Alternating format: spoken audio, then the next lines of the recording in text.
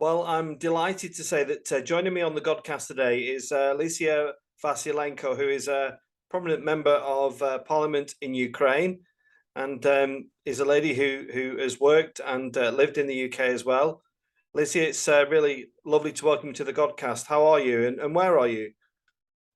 Well, hello, and it's a pleasure to be here with you today. I'm in Kiev, very centrally located right at this moment, and I'm feeling rather well, much better than most people in Ukraine, I would say.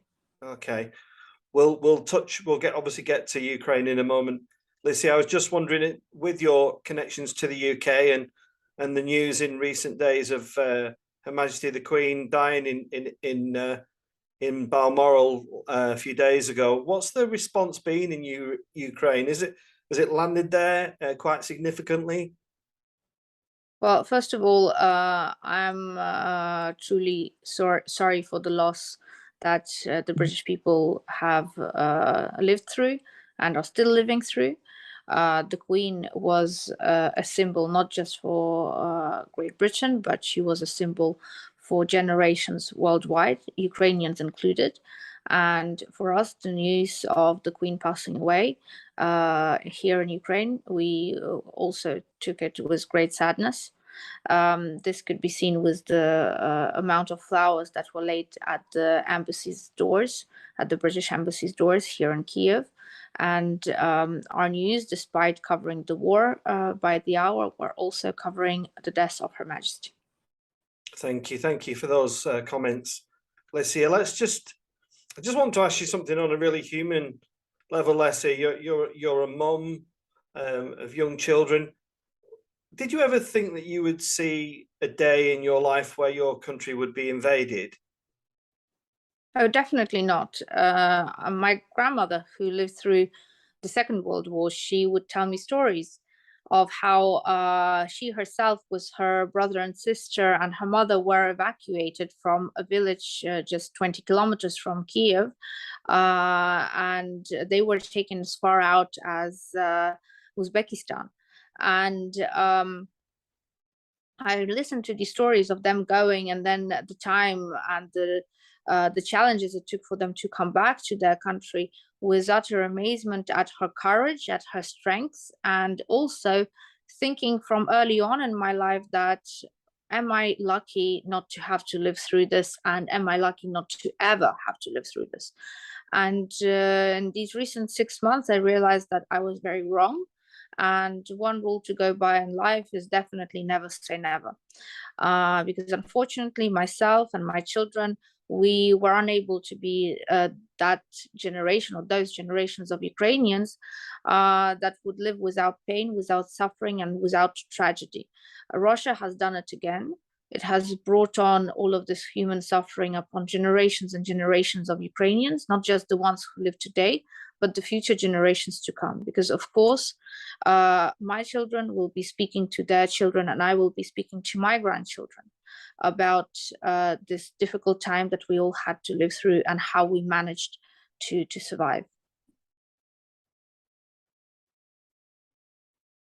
How do you explain it to your children, Lesia? I wondered how Ukrainian families explain what's happening. Do they have any sympathy towards Russian people, or are the children told to dislike and hate their fellow children in another country? What's the kind of response as parents to children? Actually, the children explain it to me. When this escalation of aggression first started, and on the 1st of March, a week into it, I made the decision to actually move my children to safety and move them across the border. My son gave me a really reasonable argument. He said to me, "Mom, look, I'm 8. For 8 years of my life, the war was going on in Ukraine. So essentially, there hasn't been a day in my life that I haven't lived without war in my life. And what's the difference now? How is it different now? Why are you making these decisions now? You never made them through the 8 years." And he is perfectly right. Neither him nor his two sisters, who are younger, never lived in a Ukraine without war. But of course, what we saw happening on the 24th of February and all the 200 days afterwards, it's something of a whole new scale. The atrocities, the war crimes, the rapes, the killings of children, they all have left a footprint, and a very strong footprint, on all our hearts and all our souls. And I grew up knowing the history and knowing how Russia treats Ukraine and how Russians relate to Ukrainians. So for me, I've made the choice not to actually think about Russians so much and not to waste my energy on them. I concentrate on the here and now and how I can help my fellow Ukrainians and how I can put an end to this aggression as quickly as possible. The Russians, they have their own issues to deal with, and I hope that they do. And I think that the victory for the Ukrainian army and pushing out the Russian soldiers from Ukraine will actually open up the way to freedom for the Russian people. But you asked about the children rightly, and I will also say that the children, it's something different. The children, they do not have the same history background, or they don't have enough information. So of course they take it in simplified terms. And of course the games of the children in the streets these days, they are Ukrainians fighting Russians, just the same as they see it in the news, just the same as they hear it in their communities, in their families, where sometimes you have fathers and sometimes mothers come back who have lost limbs, who have received wounds which will scar them forever until their days on earth.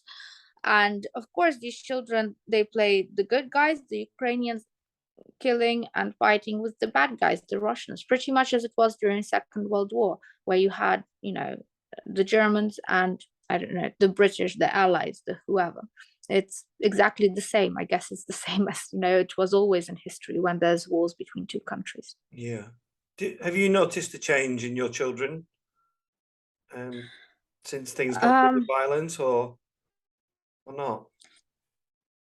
To be honest, for me, like for many mothers and for many parents in Ukraine, the pain is yet to come. The pain of seeing the traces this war has left on our children, because it definitely has left traces. The trouble with the way that tragedies such as wars affect our souls is that it's not apparent. You cannot see it like a cut or a bruise. You will see it in years to come. We will all see it in years to come. The psychological impact. Putin has actually laid a time bomb, a psychological time bomb on the psyche of all Ukrainians, young or old, big or small, but we are all affected by it. Some will be suffering from post-traumatic stress disorder. Some will be suffering and are already suffering from depression and anxieties. And the same will go for our children. But because now my time is divided between my country and between my family. And I spend a lot of time away. And unfortunately, I cannot observe them day by day. And I do not have the physical presence to be seeing how they are acting or reacting. I just hope that in the years to come, I will have enough wisdom and enough knowledge and support and skills to provide them with the comforts that they need and that they lack and that they have been lacking in these 6 months. Yeah. I'd like to ask you just something that I've not seen on the news or reported in any way, Lesia, and that is the role of the church in Ukraine, and if there is a role, and if so, what is it, and how is that witnessed by people living there? We could do a separate podcast on the role of the church in Ukraine. It's a very fascinating topic. To answer in short, the role of the church and the impact of the church on Ukrainians is huge. We are a very religious nation. We maybe not necessarily in big cities you go to church every Sunday, but in smaller cities, in villages and towns, it's almost a must. And for the big holidays like Christmas, like Easter, of course, we go to church. And I can speak as a parliamentarian. So a lot of the legislation that is voted on in Parliament, it is affected. The church has an effect on that because of the religious activeness of the population. The church definitely has a say in what gets through and doesn't get through in Parliament. And in this war, of course, the Ukrainian Orthodox Church has played a huge role with the support they've been providing, with the volunteer aid and humanitarian aid they've been able to bring in. We have a lot of priests who have gone to the front line to serve as, in Ukrainian is called kapelans. I'm not sure of the English word. I think probably. Chaplains, yeah, that exactly that. So, and there's a chaplain in every company, in every brigade, and they serve together on the front line, and they are a must within the military unit. They are a must for the soldiers, for the men to feel safe. And I think we draw a lot of our energy and a lot of our confidence, and this community unity and strength comes also from the church and from the priests who are serving around the country, both in civilian and military capacities. Yeah. And here in the UK, Lesia, in recent days, we are listening and we are watching of what's been described as huge gains in terms of land and miles and kilometers. Is that true? Is what you're seeing there and hearing there too? Absolutely. I mean, finally, in the last 48, 72 hours, Ukrainians have more to smile about, and every day our smiles grow larger, and we are able to keep them for longer periods of the day. We are, I think, at over 6,000 square kilometers of regained Ukrainian land. That is towns, villages, cities, which are able to fly the Ukrainian flag high and proud, and reinstall these flags in the places where they should have always been. We have people embracing the Ukrainian soldiers who are coming in as liberators, people giving them food, flowers, just saying a heartfelt thank you for finally coming there and freeing them from the Russian occupants. But what we are also seeing is the tragedy that Russia is leaving behind. We are seeing evidence and traces of the war crimes of thousands of Ukrainians who were just killed, civilians who were just killed and tortured in different communities. And we have a new batch of work for international investigators to come to Ukraine to see it for their own eyes, and to be putting this evidence in a systemic way and transferring to international tribunals. Did you ever think that do you think it's at all possible that Putin would actually stand on trial for war crimes, or do you think he would maybe end his own life, or other people may end it for him before that would happen? You know, we must do everything possible as an international community, as a civilization, to make sure that Putin stands to trial, and that he answers for all the crimes, and that he bears full responsibility. It's important that he stands there at the tribunal, wherever it may be, and that he listens to all the evidence of all of the atrocities that were committed under his orders and under his command, and that the world listens to, and that the Russians listen to, as to what was being done to innocent people, innocent women, innocent men, innocent children.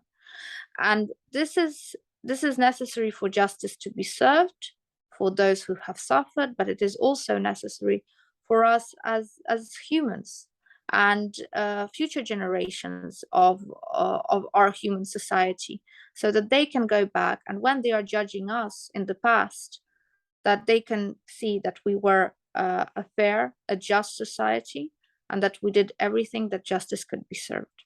Yeah. Are Ukrainians satisfied, Lesia, with the level of support from the West, or is there criticism about that? I know in the UK, you know, we are, like many countries, feeling the issues of cost of living and energy crisis and everything. I'm always keen to remind people, well, whatever we're going through, it's nothing compared to what Ukrainians are going through. But do you feel the support is adequate? Is it improved? Well, actually, Ukrainians are going through exactly the same as British people are going through. We also have a rise in prices. Our petrol has become much, much more expensive. It actually probably increased twice in price since the beginning of the war. We are facing a winter which is likely to be cold for many people, especially those people whose homes were destroyed and who literally have maybe 3 walls in their house, and their houses maybe don't even have roofs over them. But in addition to all of these things, where we need to start counting our monies, to start counting our pennies, Ukrainians also have to live through the burden of war, the dead bodies coming back and that we have to bury. We also have to live through having to give money to the military, to the army all the time, so that they can be fighting back and pushing back on the Russians, so that, God forbid, the Russian army doesn't approach the western borders with Poland and with other countries and doesn't invade. So we have the prices and plus that little bit more, which comes with the burdens of war. So we are very much hoping that there's still an understanding of the situation that we are in from the UK and from other countries as we approach winter. And I hope that as a human society, we can go through this winter, these 90 days, which are going to be difficult and hard and challenging for all of us and all our families, but that we can go through them together, holding hands in unity and supporting each other. And right now, Ukraine needs the support to physically fight off the aggressors and to physically fight off the source of all our troubles. And once that is done, I think that all of us together can again, in unity, go back to rebuilding a stronger Europe, a safer Europe, and a Europe where each nation is free to develop economically as best as it can. Yeah, and somebody that's taken an awful lot of credit for that is our former Prime Minister Boris Johnson. Was there sadness in your country when he was well, effectively removed from his position as PM? Definitely. Boris Johnson was very vocal on Ukraine, and he did, by his activeness on Ukraine and his strong speeches on Ukraine, he also pushed other countries such as the US, Canada, all different European nations to act more firmly and more strongly. This, of course, materialized into weapon support, military support for Ukraine, in increased humanitarian aid, in increased financial assistance. But I think that Boris Johnson has done his job at least on Ukraine, and has done it really well. He has laid down a baseline for others to follow. And I think Liz Truss, who was part of Boris Johnson's government, and she was in charge of foreign policy. So essentially, I'm pretty sure that the ideas that Boris Johnson was voicing on Ukraine were coming from the present Prime Minister. Yeah. And I'm confident that Liz Truss will be able to take that baseline, which was established, and bring it to a level or two higher. Yeah. And in terms of yourself, Lesia, on a personal level, how do you, and it's wrong, I don't mean to say how do you switch off, but you know, you carry this all the time, don't you? It's there as a daily event, daily reminder. Is it important for you to find ways of letting off steam or doing other things? Are you able to go to the cinema, for example, or you know, go swimming or whatever? Does life go on in some regard? Life does go on, and to tell you the truth, it would have been impossible if it didn't. So I think the hardest moment for me was 2 weeks into the war, when I was able to cross the border, and I was actually going to the extraordinary session dedicated to kicking Russia out of the Council of Europe, and that was held in Strasbourg. And when I arrived there, it was sort of springtime, sun was shining, birds were singing, people were sitting drinking coffee in the streets, and it all looked very peaceful and lovely. And inside of me, I was just boiling up with anger, with jealousy. How dare they, why can't they just sit there so quietly and so calmly when so many people are dying in my country, when I can't do that with my family, because I'm separated from my children, I'm separated from my husband, when I don't even know when I'll be able to do that. And I just started noticing these feelings, and that's the point where I thought, okay, that's not normal, because these people have done nothing wrong. They shouldn't be feeling guilty, and neither should I be feeling angry at them because they are living their life. And that's when I started realizing that actually 2 weeks of living in 24/7 war regime, war mode, is doing nothing good, and that's probably the signs are settling of a psychological disorder settling in right then in front of my eyes. And since then, I made sure that, okay, I'm getting enough sleep. Since then, I went back to doing sports. Sports plays a big part in my life. I try to do some exercise once a day. So I always start with a little bit of yoga in the morning. And since then, wherever I was, in whatever, I don't know, diplomatic mission, foreign trip, wherever I was in Ukraine, I would find the space and the time to do that little bit of exercise, just to get that little space for yourself. Then when in Kiev, when life restarted and when the restaurants were opening up, the salons were opening up again, little normality started coming back. You save that a little bit of space, a little bit of time for yourself. You find the space to meet with your friends, with your family, even if they say no to you. Sometimes I had situations where I just ended up turning up at a friend's house, just knocking at the door and saying, I know you said you don't want to see me, but I know that something's going wrong at this point, so like we're gonna sit down and talk whether you want it or not. Yeah. And this is, I think this is how we managed as Ukrainians to pull each other out of difficult situations as well, and provide this like psychosocial support, which is much needed when you are living through daily news of tragedies and of losses. Yeah.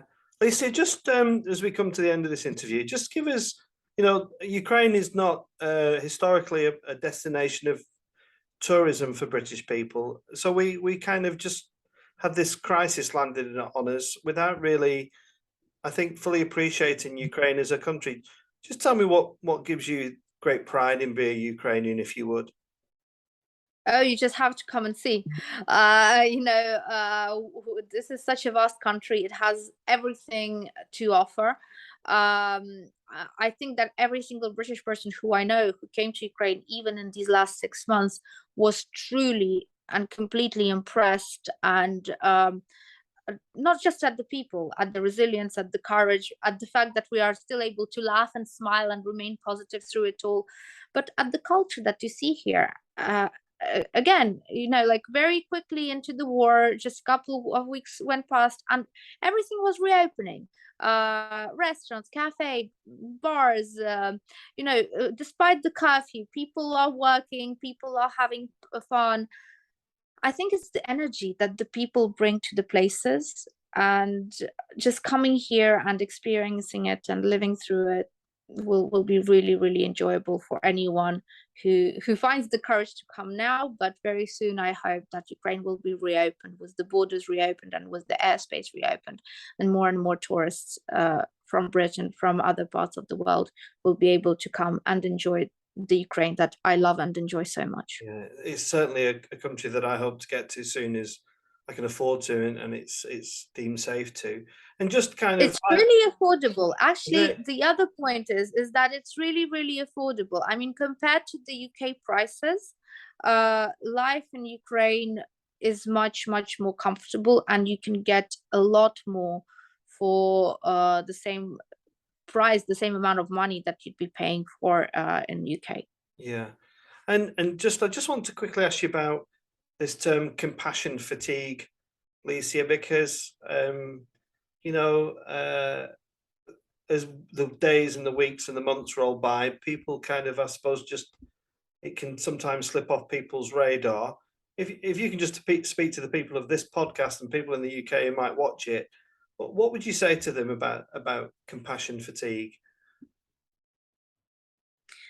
I know it's hard because we are asking for support and compassion for an indefinite amount of time and in indefinite amounts.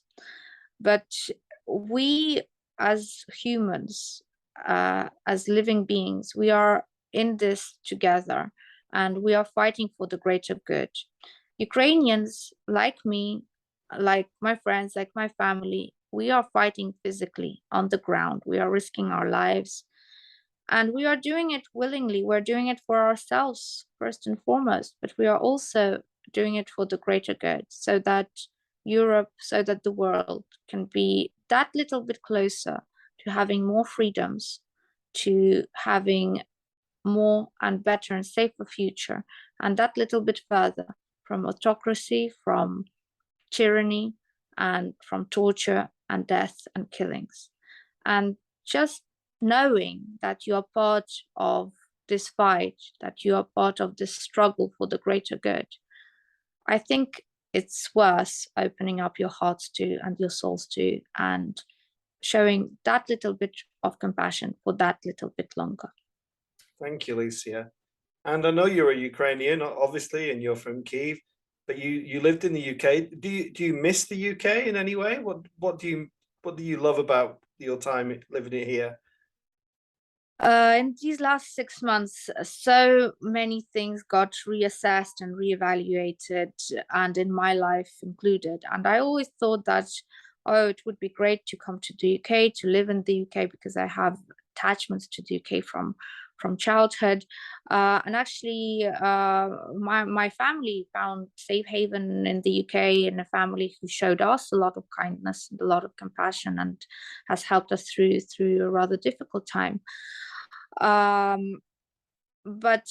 when it is a choice being made without really having a choice, but because you have to send your children away to a safe place. Every time I come to the UK now, I don't enjoy it, to be honest. I see it as something that was forced on me, that was forced on my family. And in contrast, I have the feelings every time I go back home to Kyiv, where I am now, for example. Every time I open my own door to my own flat, my own city, I literally kiss that lock. I hug the walls when I come in. I have tears streaming down my face, tears of happiness of how much I love my home. And it's true for many, many Ukrainians. So that also gives you a sign that we're definitely, wherever we are, wherever you're welcoming Ukrainians, they're not there to stay for long. At the first moment we get, at the first signal that it's safe to come back, that we will come back. Because it's that feeling of homesickness, but really sickness for the home that we have in our hearts, that will drive us back very, very quickly as soon as this war is over.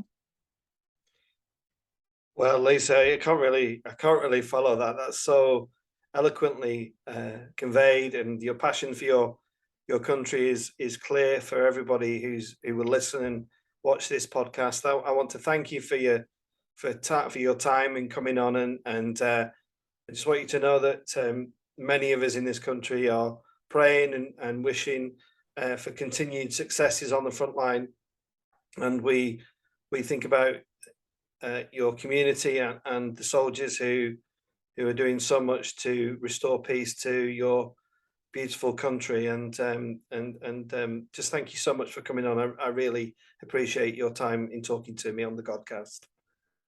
And thank you too, and Slava Ukraini, glory to Ukraine, as we say. Glory to Ukraine. Thank you. God bless. Thank you.